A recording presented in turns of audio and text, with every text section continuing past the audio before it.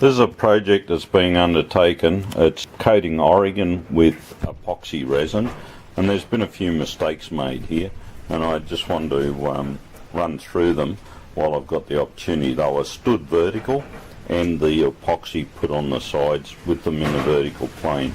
If you put too much epoxy on, it'll tend to run, and see how we've got a lot of vertical sagging and vertical run. The other problem, if you look here, it's quite thick, and if you look at it's actually gone milky, and it's a lot of really fine trapped air bubbles in it. The other problem we've got knot holes, and it's important to fill those in before you put your final layers of epoxy over the top. The reason being, if you have a look here, you can see where there's been cracks, and there's actually air bubbles created there, and it buggers your finish. Plus we've still got a hole there. And on this one here, knots are a classic. Oregon's a classic for it.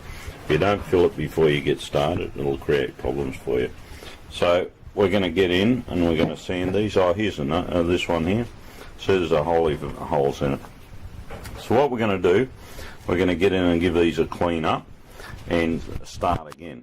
Now the two main sanders to play with are your random orbital, this fella here, and your half sheet flat sander.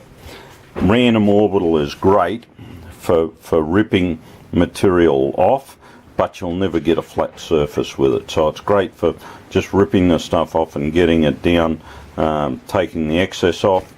Your half sheet sander, it's a much better machine for cleaning up and getting a better finish. You'll get a fairly flat surface with it, although it'll take you a lot longer to take it off. So if you use a combination of the two, then you can get quite good results.